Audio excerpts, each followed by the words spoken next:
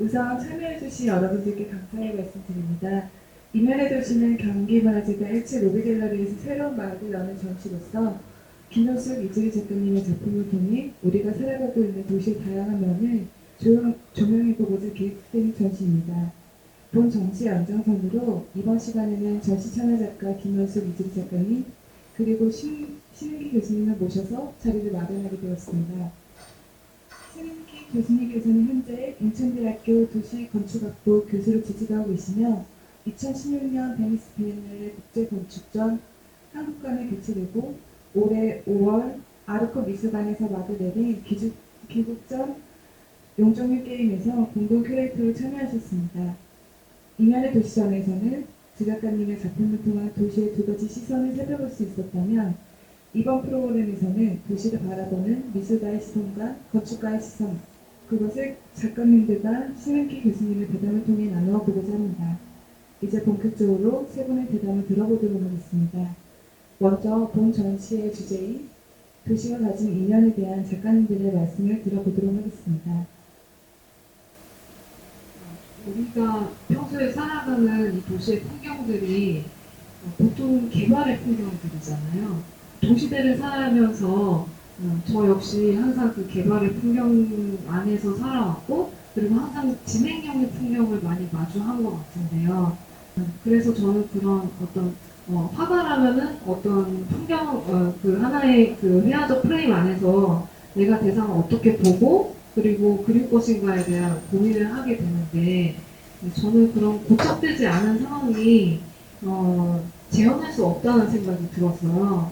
그래서 그 공사장이라는 풍경을 보면은 어떤 그 특정 영역은 무언가가 건물이 세워지기도 하고 해체되기도 하는 어떤 생성과 소멸의 공간이라고 생각하고, 그리고 그 안에 여러 가지 이미지, 그 풍경에서 떨어져 나온이라는 것에 대해서 여러 가지 깊게 생각할 수 있을 것 같은데, 간단하게 얘기하자면 우선 그런 어떤 공간에서 제가 해석한 어떤, 그리고 제게 남은 그런 이미지들을 화면에서 그리는 작업을 했었는데요.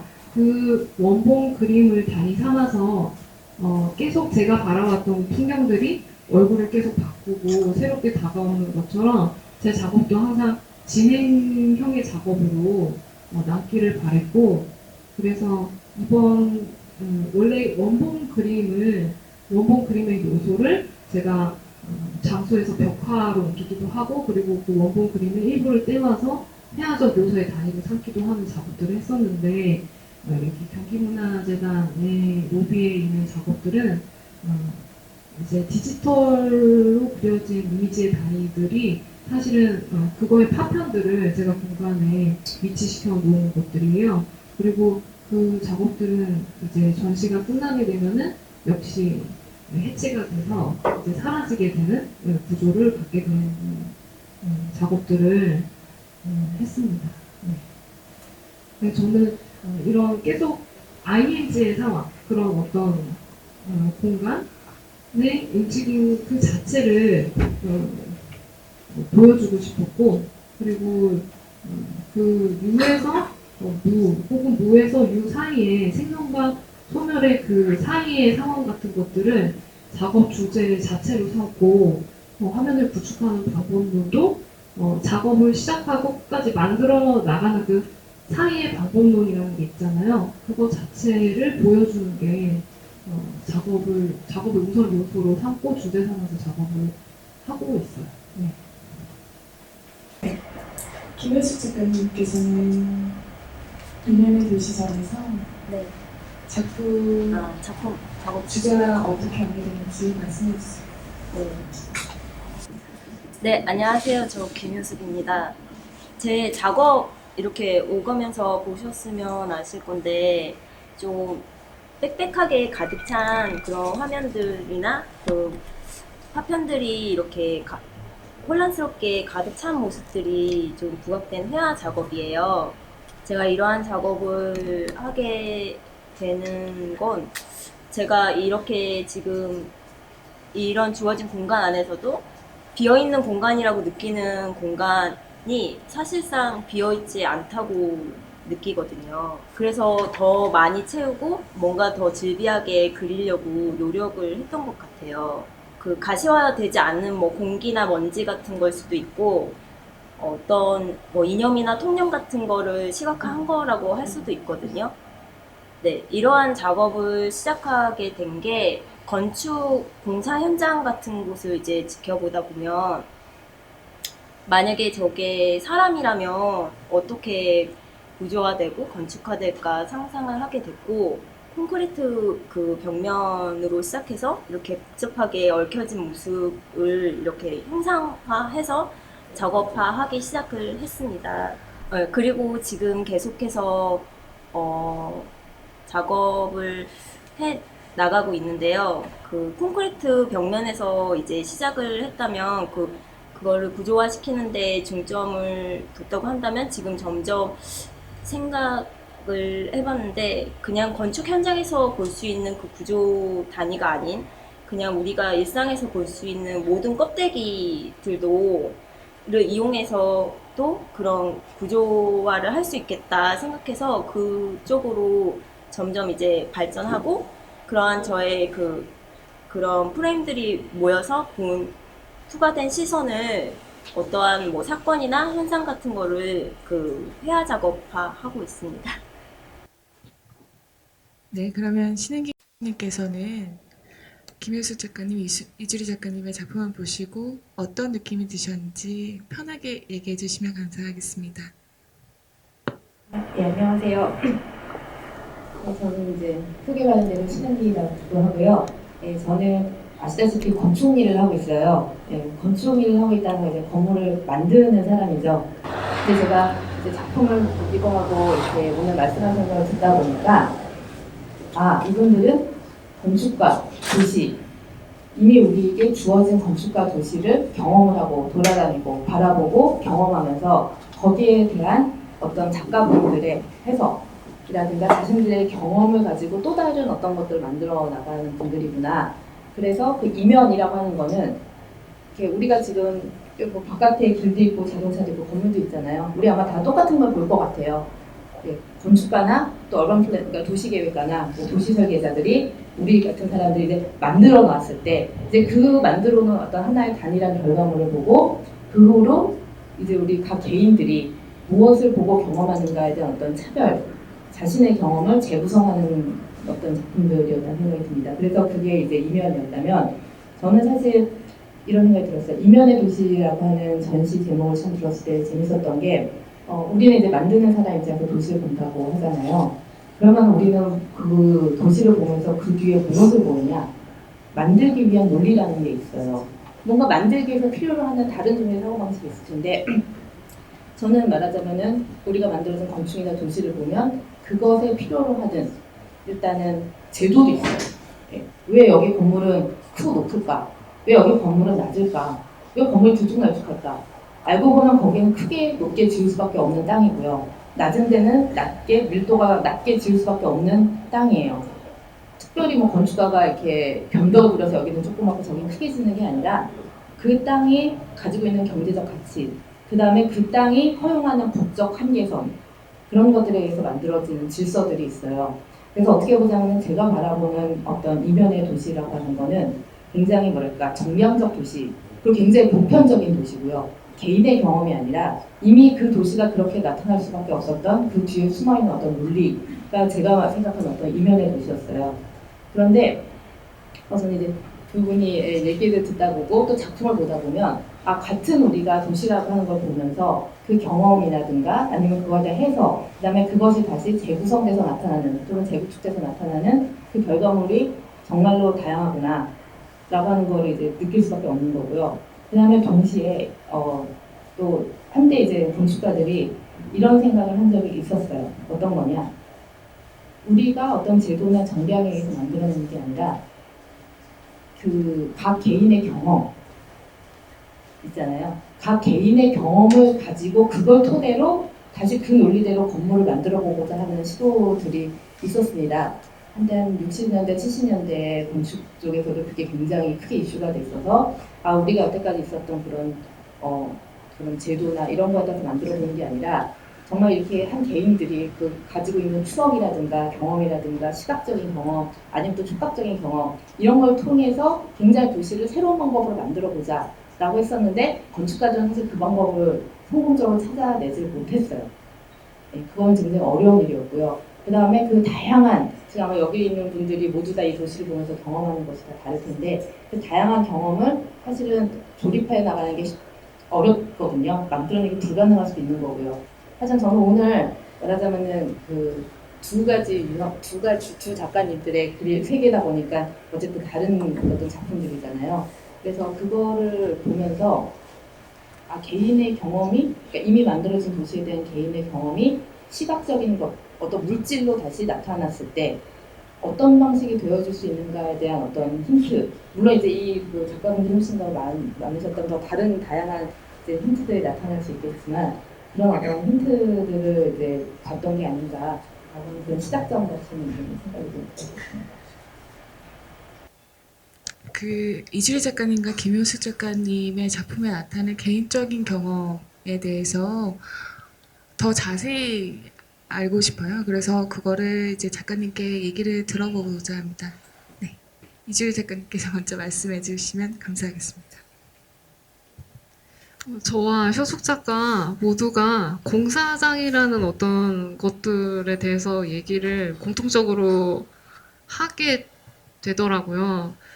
요즘에 이미지 역시 우리 풍경과도 같이 이미지가 바로 생산되면 바로 소비되고 금방 잊혀지는 그런 이미지 자체도 생명이 굉장히 짧거든요. 오히려 우리가 현실에서 마주하는 그런 어떤 풍경들보다 이 SNS나 어떤 타임라인을 흐르고 금방 소비되고 사라지는 그런 이미지들의 그 홍수 안에서 우리가 작업도 감상하게 되고 실제 공간, 전시 공간에 가지 않아도 그런 어떤 디지털 자료를 보고 이 공간과 이미지가 어떨 것이다 라고 상상하게끔까지 이르게 된 것 같은데 저는 제가 원래 공사장의 어떤 일면에 관심이 있었지만 이런 이미지의 어떤 흐름도 역시 이 공사장의 풍경과 좀 닮아 있다라는 생각을 했어요.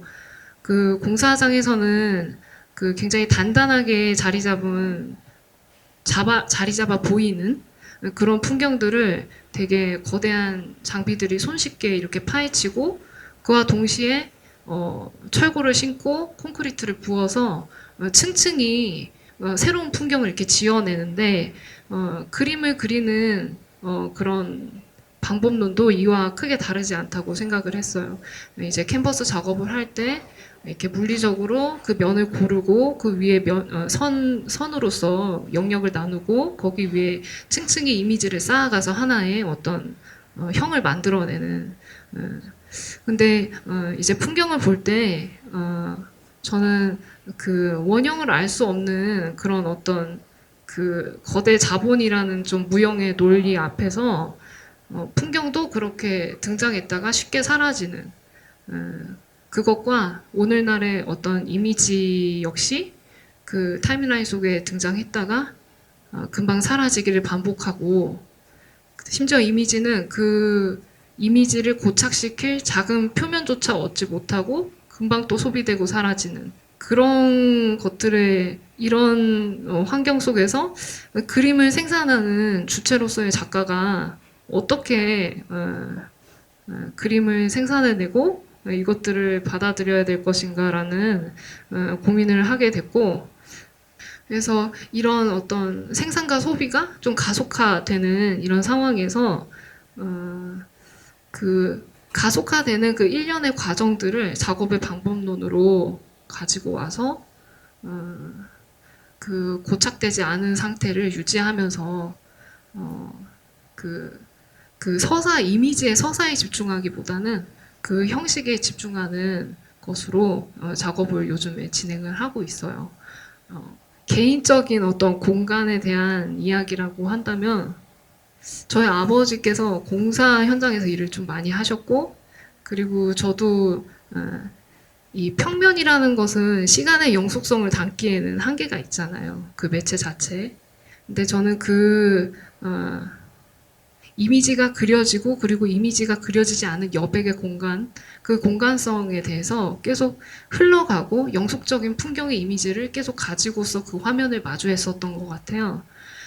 그래서 계속 그 화면의 이미지들의 그런 가변적인 특성, 그리고 이동할 것이다라는 예측 가능한 범주를, 소스를 그 공사장의 어떤 부품들이나 기구들을 화면에 자꾸 위치를 시키고 이것들이 변형될 것이고 계속 이 자체적으로 확장할 것이다라는 일련의 느낌을 주고자 했었던 것 같은데 요즘에는 이렇게 이미지를 아웃풋할 때 딱 물리적으로 딱 고정되는 그런 회화나 드로잉 외에도 이제 디지털 드로잉을 이제 작년부터 시작을 했었는데 이 이미지의 특성이 아무래도 물리적으로 고정되지 않고 이제 공간에 확장이 되거나 축소가 되는 굉장히 유연성을 가지고 있어서 여러 가지 제가 공간에 대해서 느끼는 이런 연속적인 흐름에 좀 따라와 줄 수 있는 유연한 이미지라고 생각을 하고 있어요. 제가 2012년에 다크 판타지라는 드로잉, 검은색 드로잉 영작을 했었는데 지금 똑같이 선셋밸리라는 코드명이죠. 여러분들 뭐 아이 맥 쓰시는 분들은 알 텐데 항상 어떤 프로그램이 업데이트가 되면은 코드명 같은 것들이 있지 않습니까? 그래서 그런 것처럼 저도 제 작업에 코드명 같은 것들을 좀 붙여봤고 선셋밸리는 게임의 가상 마을의 이름이에요. 네. 제가 현실의 풍경을 재현하지는 않지만 그것들의 일정 부분을 띄어와서 새로운 어떤 공간을 창출한다라고 했을 때, 그 가상 게임의 그런 어떤 가상 마을 게임의 구조의 일부를 차용해서 그 영역을 저 역시 확장하면서 작업을 하고 있어요. 그래서 여러 가지 환경적으로 제가 공간성에서 느꼈던 것들을 작업 부분을 이런 식으로 작업화를 시키면서 작업을 쌓아 나가고 있습니다. 제가 여쭤봐도 될까요? 네. 그 가상마을이라고 하는 거는 어떻게 가상마을이라고 하는 거를 갖고 오셨는지 궁금해서요. 그러니까 공사장이라고 하는 게 어떤 고정된 구조물이 아니라 계속 변화 가능한 거고 1차적으로는 공사, 그 진행 과정 자체가 매일매일 그 풍경을 변화시키는 거고 또 골조만 있는 그 공간은 사실 원래 그게 지금 이 공간도 골조를 남기고 계속 바꿔버릴 수 있잖아요. 그래서 골조만 있는 공간 자체가 어떤 되게 많은 가능성을 가지고 있고 변화를 가지고 있고 미완성이고 그다음에 경험에 따라서 또 바뀔 수 있고 한다는 건데 거기서 갑자기 어떻게 가상의 어떤 새로운 공간을 만들어 가시는 쪽으로 진행이 됐는지 조금 궁금해서요. 저는 우선 그림을 그린다는 그 행위가 왜곡이 전제된 행위라는 생각을 해요. 왜냐하면 우리가 바라보는 풍경이 한 번 망막에서 왜곡이 되고 그리고 그 3차원적 공간이 2차원으로 또 한 번이 왜곡이 되는 굉장히 일련의 복잡한 과정이라고 생각을 하는데 그리고 제가 개인적으로 이 풍경의 이런 가변적이고 뭔가 계속 이동하는 고착되지 않은 것만 같은 그런 운동성의 하나의 일부를 재현하는 것이 좀 불가능하다는 생각을 했었어요. 환경의 영향을 받아서 이렇게 그림을 그리고 있지만 이런 그런 어떤 공간감이 굉장히 저한테는 인스턴스하게 느껴졌고 그리고 게임이라는 어떤 그런 어떤 가상 플랫폼에 이제 온라인 게임이나 그런 것들을 플레이하게 되면은 필요로 인해서 잠깐 만들었다가 해체하는 인스턴스 던전이라고 얘기하는 그런 공간이 있어요.